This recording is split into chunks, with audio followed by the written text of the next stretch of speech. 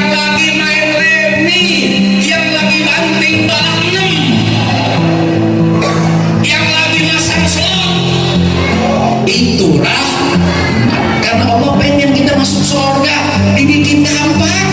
Dosa gede diampunin, dosa banyak diampunin, dosa lubernya berangkat haji bareng istri saya.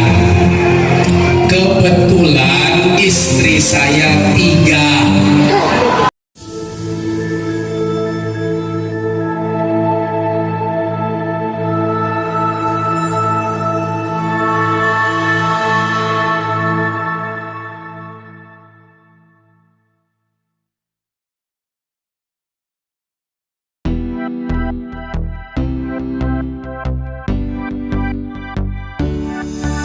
Wahyuddin Al-Ayyubi, Ustaz Wahyuddin, guru-guru kita semua, Ketua DKM Masjid Asy-Syafi'iyah, beserta seluruh jajaran pengurus lainnya.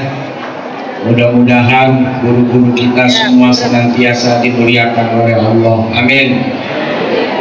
Orang-orang tua, sesepuh-sesepuh, tokoh-tokoh, aparatur pemerintah, RT, RW, Lurah, Camat, Dimas, Babinsa, Kapolsek, dan Ramil yang saya dan kita hormati, ibu-ibu, bapak-bapak, anak-anak muda, adik-adik, kita semua yang berkumpul di sini, mudah-mudahan kumpul lagi di surga.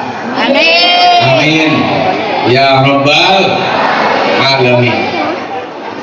Banyak sudah pastinya nasihat dari guru kita Kiai Haji Sholahuddin Al-Ayyubi.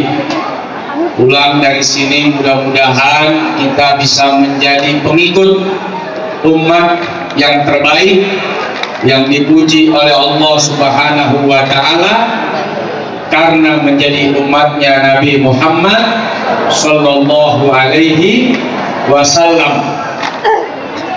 Begitu indah akhlak Nabi, begitu mulia sifat Nabi, sehingga tidak ada lagi yang mampu melebihi kesempurnaan akan sifat, akan sikap.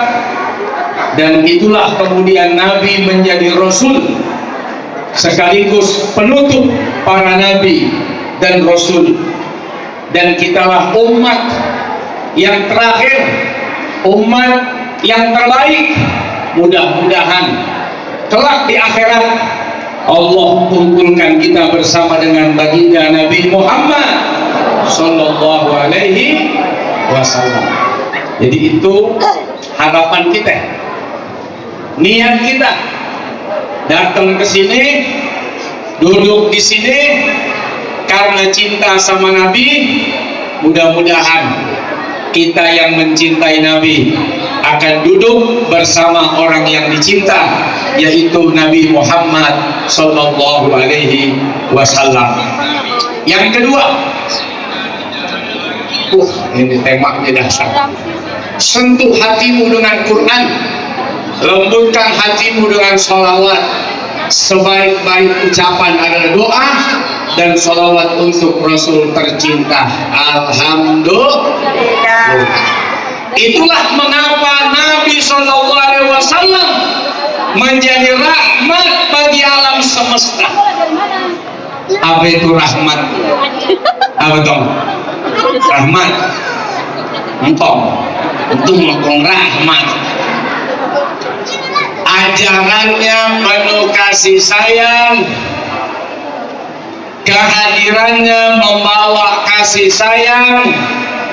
Diutus oleh Zat yang Maha Pengasih dan Penyayang, sehingga jadilah kita umat yang dikasih dan umat yang disayang, sehingga kita masuk surga. Sebagaimana Nabi pernah menyampaikan, semata bukan karena amal, illa birahmatin minallah, karena Allah kasihan sama kita, makanya kita dimasukin ke surga. Lu masuk surga karena dikasihanin aja, belagu banget lu.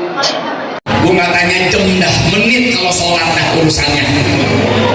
Subuh berapa menit? subuh. Kalau rokaat udah pasti 2 menitnya yang beda. Rokaatnya sama, menit yang beda. Subuh berapa menit? 5 menit itu kelamaan itu. Jangan-jangan kalau ada yang ngeliat 1 menit setengah kali. Allahu Akbar, bismillahirrahmanirrahim. Allahu Akbar. Coba lu alhamdulillah udah ruku aja. Udah sholat dong, udah. Zuhur berapa menit? Asar berapa menit? Maghrib berapa menit? Isya berapa menit? Kalau 5 menit aja kali 5, buat Allah cuma 25 menit. 24 jam dikasih Allah, buat Allahnya 25 menit. Apa pantas ada di sorga? Dimasukin juga mahal lu perasaan. Makanya kan Abu Nawas bikin syair ya begitu tuh. Dibilang lucu ya lucu, tapi ya itu harapan, cuman penuh rasa malu. Ilahi lastulil firdausi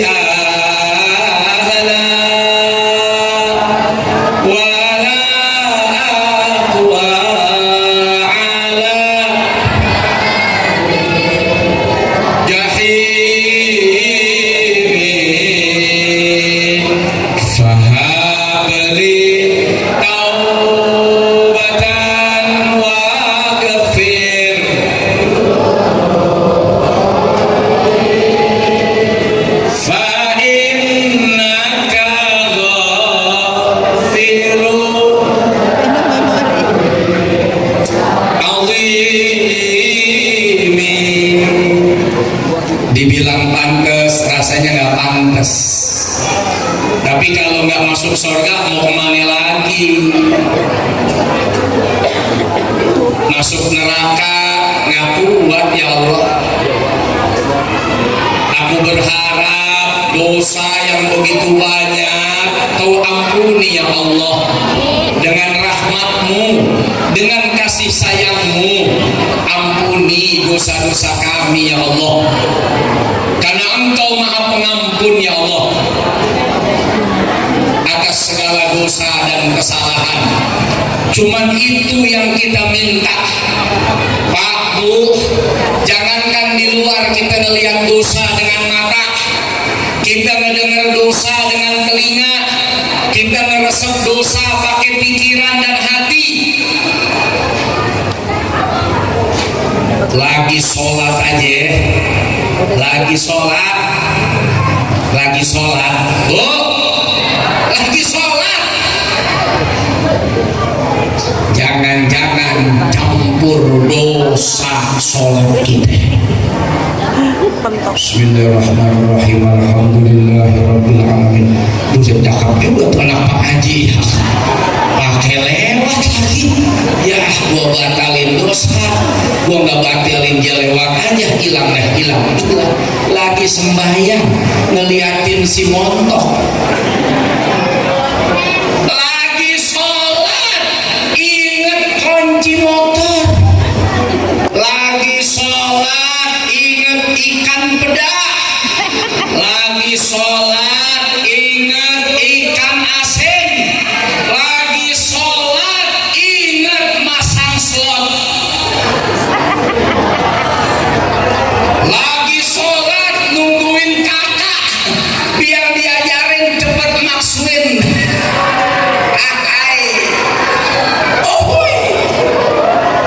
Udah diajarin berkali-kali, udah download yang gacor-gacor,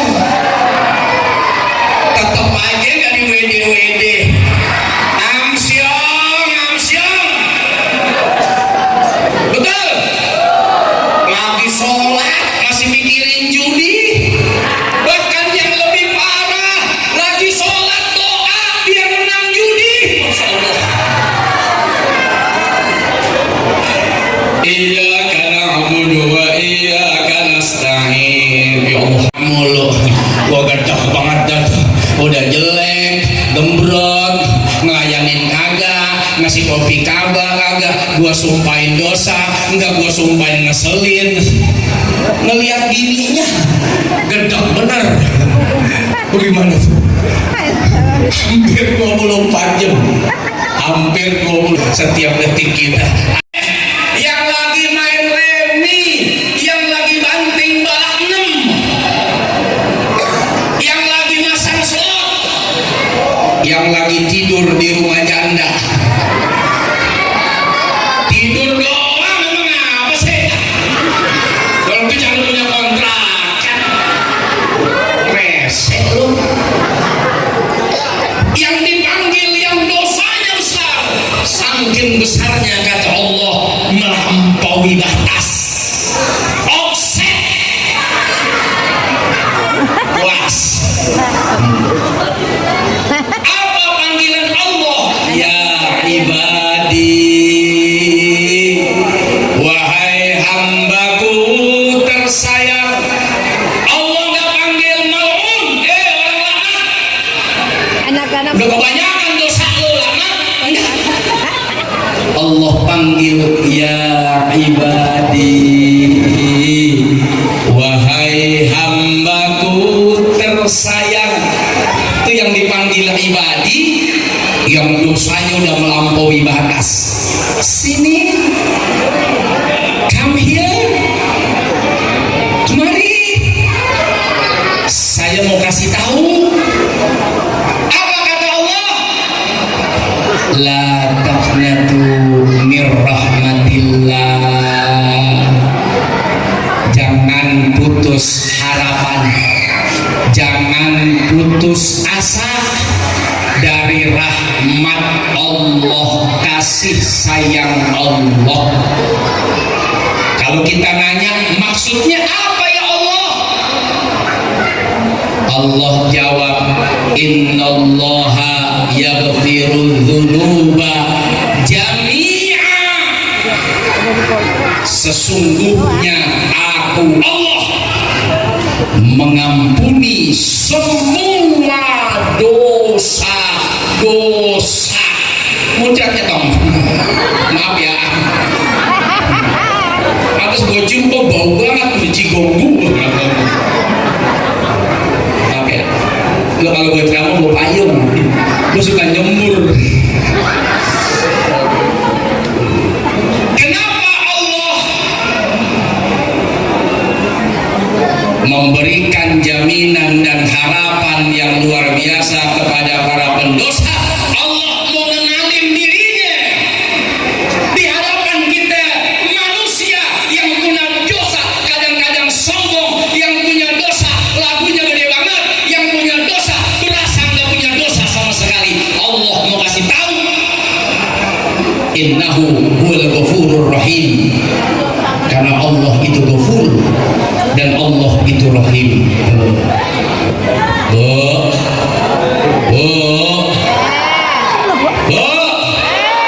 kita punya dosa nggak nih? Kita kalau ngelihat ada orang punya dosa, bagaimana perasaan kita? Berasa paling suci. Ngelihat orang punya dosa, langsung berasa paling suci. Allah mau kasih tahu, saya ini Tuhan yang maha segalanya. Saya nyiptain hamba, saya nyiptain manusia, saya nyiptain alam semesta. Ada yang bikin dosa bahkan begitu banyak, saya masih panggil sayang loh. Coba nih, gorengan.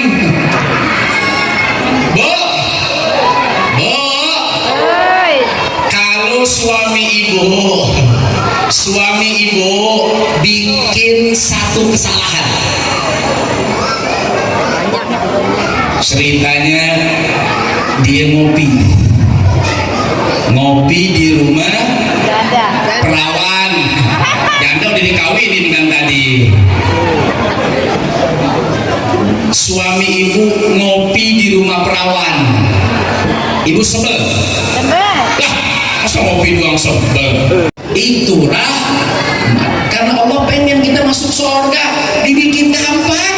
dosa gede diampunin, dosa banyak diampunin, dosa luber diampunin, dosa sabrek-abrek diampunin. Itu karena Allah sayang. Kalau nggak sayang dibikin susah kita untuk minta ampun. Kayak dulu tuh umatnya Nabi Musa, kalau dosanya gede, dosanya besar, tidak terampuni kecuali faktulu anfusakum. Kalau kamu mau diampuni, bunuh diri. Masya Allah. Lah iya makanya. Lah apa nggak jadi yatim lo? Bapak lo habis main micet. Main micet doang agak apa-apa kali. Yang repot kalau dia ikut ngukur. Jaraknya diukur, itu yang bahaya. Kebayang nggak kalau kita punya dosa besar, nggak ada lagi istighfar kecuali bunuh dirimu, kata Allah, baru ku ampunin. Apa nggak semua orang tahu? Ngapa tuh bunuh diri? Wah,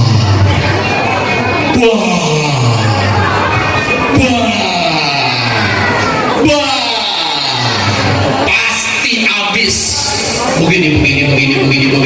Apa nggak malu sekeluarga? Apa nggak malu kehormatan dirinya? Orang nggak ada cerita kecuali bunuh diri. Tapi karena Allah sayang, lu bikin dosa ngumpet-ngumpet, lu istighfar juga ngumpet-ngumpet, nggak apa-apa. Malah kalau cerita jadi dosa. Kalau punya dosa, nyeritain dosanya malah jadi dosa. Itu namanya mujahir. Tahu lo mujahir? Bukan ikan, itu mujair. Ikan. Mujahir, bukan mujair. Siapa itu? Orang yang udah ditutup aib dosanya oleh Allah, diceritain dengan bangga. Coba, kalau Allah nggak sayang sama kita, aduh, bakal jadi apa di kampung kita? Sepi. Yang perempuan pagi udah mati bunuh diri, yang laki udah mati bunuh diri. Apa nggak ngumpul tuh yatim piatu di sini? Ya makanya lu bersyukur ya Tom ya. Lu bersyukur bapak emak lu ngelahirin lu. Saat ini kita hidup di zaman umat Nabi Muhammad Sallallahu Alaihi Wasallam. Makanya enak, rahmat. Itu rahmat. Niat baik udah dicatat. Ya Allah, ntar kalau saya punya duit bulan depan dapat bonus, saya mau santunin anak yatim, saya mau kumpulin anak yatim, saya mau kasih duit 2 juta tuh anak yatim. Mana niat? Pakai nagih lo. Lagu baru niat ditagih.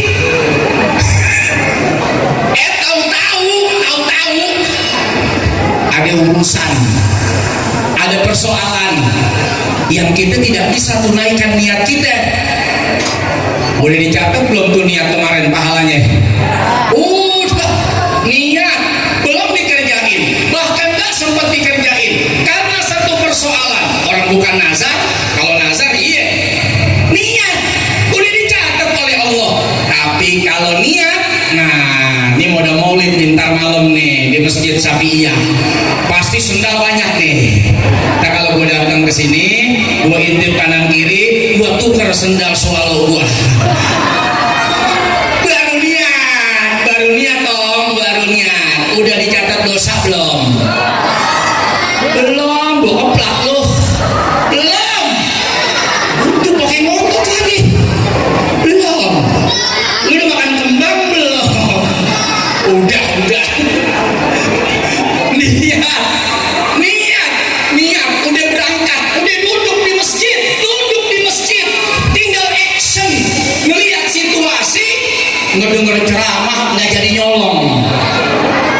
Niat nyolong, nggak dicatat dosa karena nggak dikerjain. Begitu dengar ceramah sadar nggak ngerjain, dicatat pahala lagi oleh Allah.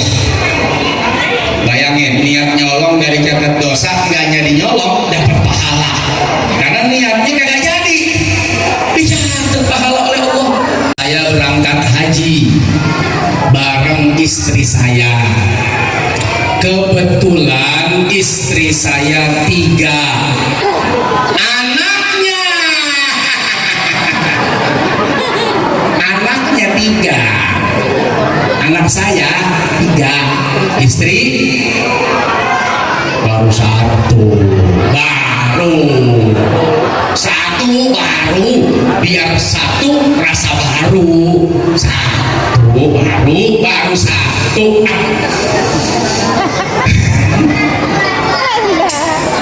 Lu pakai ngedoain lagi, masa gua nggak aminin? Ketemu saya dengan Mbah Mun, Kiai Haji Maimun Zubair almarhum al-maghfurlah. Saat itu saya dipanggil ke hotel, masuk kamar beliau bersama istri, ditemani murid-murid beliau. Di antara wasiat kata Mbah Mun, bisa saja orang itu masuk surga karena amal kecil. Beliau kasih contoh, bisa jadi seseorang itu Allah masukkan ke surga karena menolong semut di dalam toples gula. Ibu punya toples isi gula, pernah ada semutnya di dalam? Kalau melihat semut di dalam toples gula, ibu apain? Pencet, matiin, diaduk-aduk sampai puyeng anaknya, bininya, babanya, engkongnya, cicitnya, cecetnya, buyutnya, semuanya lu nih, biang lala, halilintar, kehidupan, puyeng lu, dipencet juga.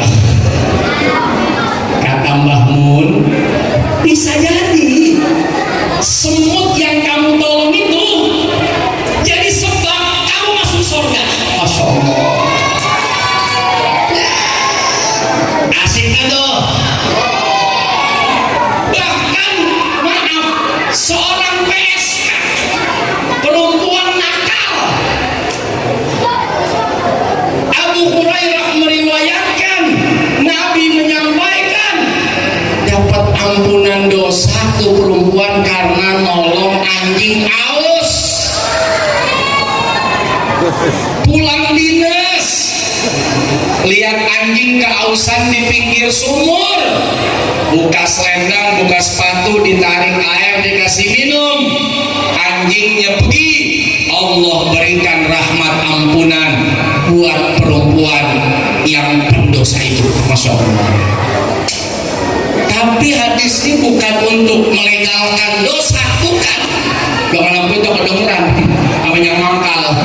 Woi, kata soulmate kita masuk surga semua. Hore, gembira nih. Bagaimana caranya? Pulang mangkal kita cari rumah orang yang punya anjing. Kita bawa air sember. Beli dulu tuh, beli mineral yang 1 galon. Kasih tuh anjing haus. Bukan begitu, Blay. Terus salah tafsir lagi. Nabi mau ngasih tahu saudara-saudara, kalau kita berbuat baik bahkan kepada hewan, binatang sekalipun, Allah kasih pahala, Allah ampunin dosa. Ajib lagi. Bagaimana kalau kita sayang sama orang miskin, cinta sama orang tua, berbagi sama tetangga, ngucap salam bayar gak? Senyum bayar gak?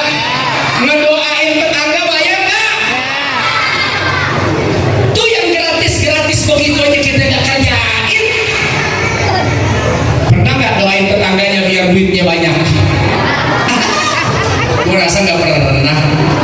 Nih, mulai tanggal lo, mulai besok, pokoknya mulai nyari, doain tetangganya, doain temennya, doain bestinya, doain keluarganya. Ya Allah, itu tetangga saya kesian, tiap ketemu buat nyambung silaturahmi gak putus, minjem 100 mulu. Ya Allah, kasih duit dia yang banyak, bikin kaya ya Allah, bikin sukses hidupnya ya Allah, bikin uangnya berlimpah ya Allah, biar dia bisa haji, biar dia bisa umroh, biar dia bisa jalan-jalan ke luar negeri. Pernah doain begitu tetangganya? Boro-boro kita sendiri aja. Yang beneran Sorry ya. Padahal gratis. Tapi buat ngedoa begitu gak mau. Ya Allah, pengen sih ngedoain kayak yang soulmate bilang, tapi dia susah aja bilang aku gimana kaya, nggak jadi dah, amin. Nggak jadi didoain. Jangan doain tetangga. Gue gak yakin ini bini doain lakinya biar duitnya banyak, gak yakin gue. Paling doanya standar, sehat, Ya. panjang umur, banyak rezeki, soleh, standar. Masa buat suami doanya standar, yang spesial dong. Kayak tadi tuh, ya Allah, suami saya biar makin mempesona, makin ganteng, makin cakep, makin sukses, duitnya banyak, hartanya berlimpah, rumahnya mewah. Dia susah aja pengen kawin mulu. Nggak jadi, ya Allah, revisi. Doa undang-undang direvisi. Tambahin dong doanya. Tapi cintanya, setianya buat saya aja ya Allah. Amin. Bisa nggak begitu? Bisa nggak doain lakinya begitu? Bener ya Bu, bisa jadi laki kita seret cari duit karena kita gak pernah doain. Iya, makanya doanya yang spesial. Jangan cuma soal rezeki, rezeki banyak. Dia pulang roh dan jasadnya juga rezeki buat ibu. Coba kalau pulang jasadnya doang gak ada rohnya, lah ibu sedih. Kalau pulang rohnya doang gak pakai jasad, ibu lari. Gentayangan laki gua rohnya doang.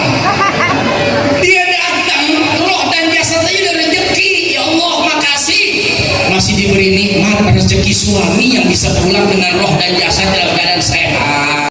Terakhir, Bu, ibu mau nggak suaminya tidak jadi pendusta? Ibu kepengen kan suami yang bukan pembohong? Pengen? Suami idaman kan? Betul? Saya kasih resep ya, amalin ya. Mau? Satu resepnya, kalau suami pulang jangan ditanya dari mana. Diam aja. Abang dari mana? Nah udah tuh, gua jujur cerai, gua nggak jujur bohong. Akhirnya gara-gara ditanya dari sono, satu. Sama siapa? Dua. Kemana aja? Tiga. Ngapain aja? Empat. Terus lima. Apalagi? Enam. Kebayang nggak? Satu hari dari satu pertanyaan dia bikin 10 kebohongan. Kali 40 tahun hidup sama lu, berapa ribu bohong tuh? Ayo, mau suaminya tidak jadi pembohong? Jangan tanya dari bisa. Apa nggak boleh nanya soulmate? Boleh. Pertanyaannya, abang capek. Iya. Lemes malam nek, lemes. Abang mau minum apa? Ada kopi, ada susu, ada teh manis, atau abang mau mandi sendiri? Apa mau dimandiin? Campur kembang. Itu udah disiapin kan putihnya. Nanya boleh, tapi yang begitu nanyanya. Abang capek, pijitin ya. Mau disiram pakai minyak angin apa minyak panas? Aku minyak panas. Ya namanya orang nanya. Kali abang mau disiram minyak panas, aku kasih ikan asin. Tanyanya begitu. Selebihnya nggak Kau selalu tanya dari mana? Sama siapa? Gue takut dia bohong seumur hidup. Makanya saya bilang bini saya, pokoknya kalau saya keluar rumah lu gak usah tanya gua kemana. Iya tahu, ke acara Asafiiyah kan, masjid. Yang gua takut itu pulang dari Asafiiyah. Kalau perginya gua tahu, pulangnya yang gua ngeri. Enggak, tenang, kita selalu kirim Sherlock berjalan. Biarlah handphonenya yang berjalan, orangnya ketinggalan. Kejeblosan. Makanya capek kalau mikirin laki kerja. Kamu nggak boleh. Kan Sherlock berjalan.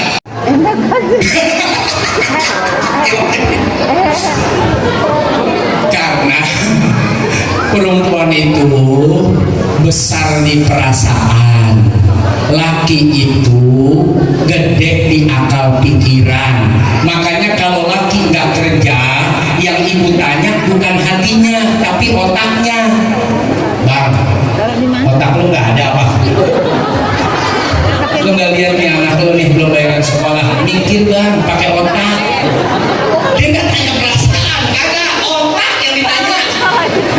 Masih ada bang, kalau udah nggak mau jual aja di OLX bang, kali laku buat makan bocah. Ya ditanya otak. Tapi kalau perempuan, mama tega, perasaannya gimana coba? Apa pulang sudah dalam keadaan lelah, mama masih marah-marah, mama masih ngomel-ngomel. Ah mama, yang gitu dong, sedih nih. Mama pakai perasaan ya mah ya, ya apa udah capek. Makanya mama kalau pakai perasaan ngerti suami capek dihibur. Pak Ustadz, saya juga perempuan capek karena perasaan gede, capek jadi kalah. Orang perasaan takut aja maling lompat 3 meter, perasaan itu mengalahkan logika loh. Jadi kalau ada perempuan bilang gue juga capek, emang lu doang? Capeknya ibu itu kalau melihat suami kalah. Maling pakai perasaan, takut gua kejar mati dah dibakar 3 meter ke tembok bisa dilompatin. Latihan kagak pernah bisa lompat 3 meter karena perasaan. Maka ibu dikasih Allah perasaan supaya mengalahkan rasa capeknya. Kalau itu nggak dipakai, akhirnya laki nyari hiburan di tempat lain.